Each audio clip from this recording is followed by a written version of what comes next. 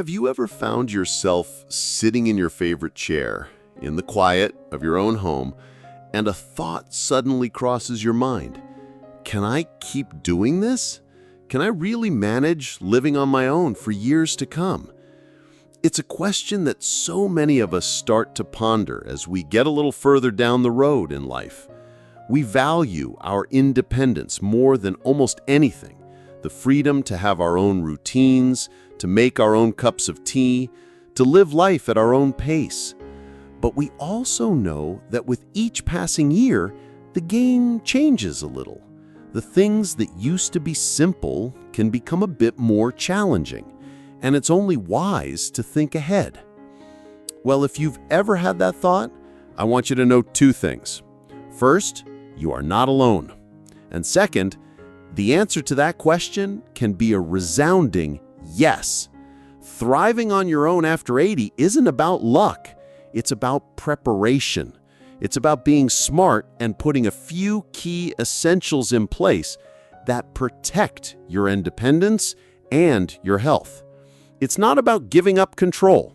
It's about securing it. In this video, we're going to walk through 5 of these essentials together. These aren't complicated or expensive luxuries. They are practical, foundational pillars that will give you the confidence and security to enjoy your independence for a long, long time. We'll talk about your home, your health, your connections, and the simple systems that can make daily life not just manageable, but truly joyful. So let's start with the most immediate space, the place where you spend most of your time, your home. The very first essential for living well on your own is creating a safe and accessible home environment. Now, I know what you might be thinking. My home is fine. I've lived here for decades. And that's exactly why it's so important to look at it with fresh eyes. Our homes are filled with memories, but they can also be filled with hidden risks we never noticed before. That throw rug your granddaughter gave you, it could be a tripping hazard. The staircase you've climbed 1,000 times, it might feel a little steeper now. Even something as simple as reaching for a plate on a high shelf can become a tricky balancing act. The goal here isn't to turn your home into a sterile hospital room. Far from it. The goal is to make small, thoughtful adjustments that let you move around with ease and, most importantly, prevent falls. A fall is one of the biggest things that can compromise an older adult's independence. But the beautiful thing is, so many falls are preventable. It's about being proactive. Something as simple as installing a grab bar in the shower isn't a sign of weakness. It's a brilliant tool for maintaining your strength and safety. It's a declaration that you're too smart to take unnecessary risks. Think about lighting. As we get older, our eyes need a bit more light to see clearly. Adding a few brighter bulbs in hallways, near stairs, and next to your bed can make a world of difference. It helps you see obstacles clearly and navigate your space confidently, day or night.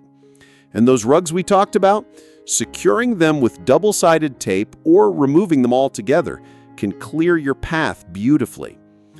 I remember a lovely woman named Helen who told me her story. She was 82 and determined to stay in the home she loved, but she was starting to feel anxious, especially at night when she had to go to the bathroom. She was afraid of stumbling in the dark. So she made a few changes. She put a small plug-in nightlight in the hallway and the bathroom. She installed a grab bar by her toilet. She even moved her favorite coffee mug to a lower cabinet so she didn't have to stretch. She said these tiny changes didn't make her feel old, they made her feel powerful. She had taken control and eliminated the fear. That's what we're after. A home that supports you, not one that challenges you at every turn. Now, the second essential is just as important because it's about fueling that strong body of yours. It's reliable nutrition and simple meal planning. Let's be honest, cooking for one can sometimes feel like more trouble than it's worth. It's easy to fall into the habit of just having tea and toast or opening a can of soup and calling that a meal. But our bodies after 80 need more from us, not less. They need good, consistent fuel to maintain muscle strength, keep our energy up, and support our immune systems. When we skip meals or rely on processed foods, we're slowly weakening our foundation. We might feel fine for a while, but over time, a lack of proper nutrition can lead to losing strength, feeling fatigued, and becoming more vulnerable to illness. But good nutrition doesn't mean you have to become a gourmet chef. It's about simplicity and planning. It's about making sure you have the right foods easily on hand. Start with the basics. Next time you grocery shop, try to pick up some fresh fruits and vegetables that are easy to eat, maybe some berries, bananas, baby carrots. Grab some lean protein like eggs, chicken, or fish, and maybe some whole grains like oatmeal or whole wheat bread. The magic happens when you do a tiny bit of prep. Maybe on a Sunday, you hard-boil a few eggs for quick snacks. You wash and chop some vegetables and keep them in the fridge so they're ready to eat. You could even make a large pot of hearty vegetable soup or stew and portion it out for lunches and dinners throughout the week. I think of a gentleman named Edward who lived alone. After his wife passed, he lost all motivation to cook. He existed on crackers and cheese and felt his energy plummeting. Finally, his daughter came over a weekend and they cooked a big batch of meals together. They froze some and put some in the fridge. He was amazed at how just having a container of homemade chili or a prepared salad ready to go made him actually look forward to eating. He started feeling stronger within weeks. He wasn't just eating, he was caring for himself. He was honoring his body with good food. Your body has carried you through an incredible life. It deserves to be nourished. And when you eat well, you're giving yourself the strength to enjoy that independence you love so much. These first two essentials, a safe home and reliable nutrition, are about building a solid physical foundation. They're about creating an environment where you can feel secure and a body that feels strong and energized. But there's another layer to this, another essential that deals with your health in a more direct way. And that's where we're going to pick things up next. It's all about creating a system. If you're finding this helpful, if it's given you a few ideas, please let me know in the comments below. I love hearing from you. And if you want to make sure you don't miss what comes next, please hit that subscribe button and tap the bell. It really helps this channel grow and allows us to keep making content that serves you. Thanks for watching and stay blessed. A system that ensures your health is managed wisely, even when you're the only one in the house. That brings us to our third essential, and it's a big one: building a strong medical and health management system. Now, I know that phrase might sound a little formal and clinical, but please stick with me. This isn't about spending all your time at the doctor's office. It's about having a simple, smart plan so that small things don't turn into big emergencies. When you live alone, there's no one to casually notice if you've been a little more tired than usual, or if you've had a minor ache for a few too many days. You are your own best advocate, and that means being organized is your superpower. Let's start with the thing that trips up so many of us: medications. It's so easy to get confused. Did I take my morning pill? Was it one or two of the white ones? Skipping a dose or accidentally doubling up can have serious consequences, but it's a problem with a very simple solution. The single best investment you can make for your peace of mind is a good old-fashioned weekly pill organizer. Those little boxes with days of the week on them are absolute lifesavers. You take one time each week, maybe Sunday morning, to fill up all the compartments. Then, every day, you know for sure whether you've taken your medicine. It takes all the guesswork and worry out of the equation. If your regimen is complex, you can even get organizers with slots for morning, noon, evening, and night. And if you're tech-savvy, you can set reminders on your phone or even get a digital dispenser that beeps when it's time. The goal is to make your medication routine foolproof. But it's more than just pills. It's about being an active partner with your doctor. How many times have you gone to an appointment, gotten home, and then remembered 3 questions you meant to ask? I've done it more times than I can count. So here's a little trick. Keep a notepad or a piece of paper on your fridge or bedside table. Throughout the week, as questions pop into your head, maybe about a new ache, or a side effect, or something you read, jot it down. Then, when you go to your appointment, you have your list right there. You get all your questions answered, and you walk out feeling confident and in control. Those regular checkups aren't just for when you're sick, they're for staying well. They're your opportunity to catch little things before they have a chance to become big things. And this leads us to the most critical part of this health system, emergency readiness. This is about hoping for the best, but planning for the worst. It's the ultimate act of independence. The simplest thing you can do is to always have a phone within reach. But what if you fell and couldn't get to it? This is where medical alert devices can be a true gift to yourself and your family. Those necklaces or bracelets with a button to push for help aren't a sign of giving up. They are a powerful tool for staying in your home. They give you the confidence to know that if something did happen, help is just a button press away. It's not about being fearful, it's about being prepared, which is the opposite of fear. Take a moment to think about your phone, too. Most smartphones have an emergency contact feature that can be accessed from the lock screen. Have a family member or friend help you set that up. It's also a good idea to have a list of your emergency contacts, your doctors, and your allergies written down on a card you keep in your wallet. These small acts of preparation are like putting a safety net under your tightrope. You'll probably never need it, but my goodness, what peace of mind it brings to know it's there. I remember a viewer named Margaret who wrote to me. She was 84 and lived alone. She was fiercely independent, but admitted she was sometimes lax on her blood pressure medication and often postponed her doctor's appointments. One day, she felt dizzy and fell in her kitchen. She was okay, but she spent a long time on the floor before she could crawl to the phone. That scare was her wake-up call. She got a medical alert bracelet, organized her medications in a weekly box, and committed to her scheduled appointments. She said it didn't make her feel old, it made her feel powerful and secure. She had taken control back. Now, all of these essentials we've talked about so far, your home, your nutrition, your health plan, they are about the physical, practical side of life. But there is another dimension to thriving alone that is just as important, if not more so. It's an essential that feeds your soul and protects your mind from a silent danger that can be just as harmful as any physical ailment. This brings us to our fourth essential, nurturing your emotional and social connections. Because living alone does not have to mean being lonely. Human beings are wired for connection. We need to be seen, to be heard, to feel like we matter to someone. And when we lack that, it doesn't just make us sad, it can actually impact our physical health. Loneliness can weaken our immune system, disturb our sleep, and even contribute to memory problems. But here's the beautiful part.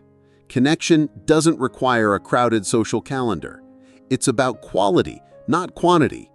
It's about that one good phone call that leaves you smiling. It's about the familiar face you see at the community center. It's about sharing a story and hearing a laugh in return. This is about intentionally building little moments of connection into your week. Maybe it's a standing weekly phone call with your son or daughter every Sunday afternoon. Maybe it's accepting that invitation for coffee with a neighbor, even when you feel a little tired. Maybe it's joining a club at your local senior center, a book club, a gardening group, even a gentle yoga class. The activity itself isn't the point, the people are the point. It gets you out of the house and into the world, reminding you that you are a vital, interesting person with a lot to offer. And for those times when getting out is difficult, technology can be a wonderful bridge. Learning to use video calls can change everything. Seeing the face of a grandchild who lives across the country, having a virtual coffee date with an old friend, these moments of face-to-face connection, even through a screen, are incredibly powerful. If you don't know how, ask a younger family member to teach you. They will almost always be thrilled that you asked. Think of it as emotional nutrition. Just as you feed your body good food, you need to feed your spirit with good company. It's not a luxury, It's a necessity for a life well lived. It's what gives us the resilience to handle the tough days and the joy to fully appreciate the good ones. We've covered so much ground together, from the safety of your home to the nourishment of your body and the care of your health and spirit. But there is one final, foundational essential that ties all of these things together. If this is resonating with you, please take a second and share one thing you do to stay connected in the comments below. Your idea could inspire someone else. And if you haven't already, please subscribe and hit the bell. It's the best way to make sure you catch the final part of this conversation, where we'll talk about that last, crucial essential. Thanks for being here, and take care. And that essential is the one that supports all the others, the foundation that makes everything else possible. It's achieving financial stability and embracing the daily support tools that can make your life easier. Now, I know the word financial can make some people tense up, but please stay with me. This isn't about complex investments or getting rich. It's about simplicity, peace of mind, and using your resources, both your money and available services, to buy yourself the most precious commodity of all, your freedom. Financial stability in your later years simply means having a clear and honest understanding of your situation, so you never have to lie awake at night worrying. It's about knowing that your basic needs are covered and that you have a plan for the unexpected. The very first step is often the most powerful: creating a simple budget. Just sit down with a piece of paper and write down your steady income on one side, things like your pension, Social Security, or any other regular payments. On the other side, list your essential expenses, your mortgage or rent, utilities, groceries, medications, and insurance. Seeing it all there in black and white can be incredibly freeing. It takes the vague worry of, "Do I have enough?" and turns it into a clear picture. Yes, I have enough for my needs, or I might need to adjust a few things. This knowledge is power. It's the power to enjoy your money without anxiety, because you know it's working for you according to a plan.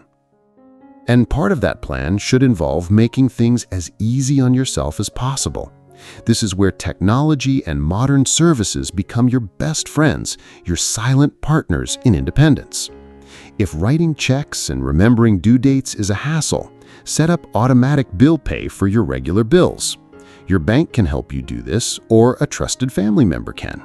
It's one less thing to remember, one less task to drain your energy. The same goes for your medications. Many pharmacies offer automatic refills and will send you a text when your prescription is ready.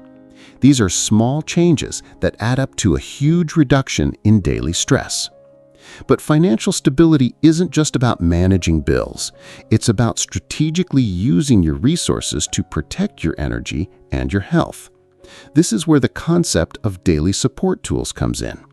Think of it this way: your energy is a limited and valuable resource. Why spend it on tasks that drain you when you could use a small portion of your budget to outsource them and save your energy for the things you love? If cleaning the whole house leaves you exhausted for 2 days, would it be worth it to hire a helper for just a few hours every other week? That's not an indulgence. That's a brilliant investment in your well-being. If grocery shopping is difficult, using a grocery delivery service is a game changer. You can shop from your favorite chair and it arrives right at your door. That's not being lazy, that's being smart. The goal is to be the CEO of your own life. You're not doing everything yourself. You're wisely managing the resources to make sure everything gets done while you stay happy and healthy. I want to tell you about Linda. Linda is 83, and after her husband passed, she found herself overwhelmed by the sheer number of little things she had to manage alone: the bills, the cleaning, the cooking. She started skipping meals because she was too tired to cook, and her home felt chaotic. She felt her independence slipping away because she was just so tired. One day, her daughter sat down with her and they looked at her budget. They realized that by using a small part of her savings, she could hire a cleaning service every fortnight and sign up for a meal delivery service that sent ready-made, nutritious meals twice a week. Linda was hesitant at first. It felt like an indulgence, but within a month, she was a new woman. Her home was tidy without her lifting a finger, she was eating healthy meals, and she had energy again. She started gardening again, something she loved but had given up. She used her financial resources not for frivolous things, but to buy back her time and her vitality. That's the power of this essential. And this brings us to the end of our list of 5. Let's just take a quiet moment to reflect on them together. First, we talked about creating a safe and accessible home, making your personal space a sanctuary that protects you. Second, we covered reliable nutrition and meal planning, fueling your amazing body so it stays strong for you. Third, we discussed building a strong medical management system, being your own best health advocate, and having a plan for emergencies. Fourth, we emphasize the critical importance of emotional and social connections, nourishing your spirit and fighting loneliness. And finally, we just talked about securing financial stability and using support tools, creating a foundation of peace of mind and using your resources wisely to protect your energy. Look at that list. It's a holistic map to independence. It covers your environment, your body, your health, your heart, and your wallet. It's not a daunting checklist of things you have to do all at once. It's an invitation. Maybe this week you look at your throw rugs and decide to secure one of them. Maybe next month you ask your grandson to help you set up automatic bill pay. The goal is progress, not perfection. Every single small step you take is a victory. It's a declaration that you are choosing to be the active author of your next chapter. Living alone after 80 is not about waiting for help to arrive.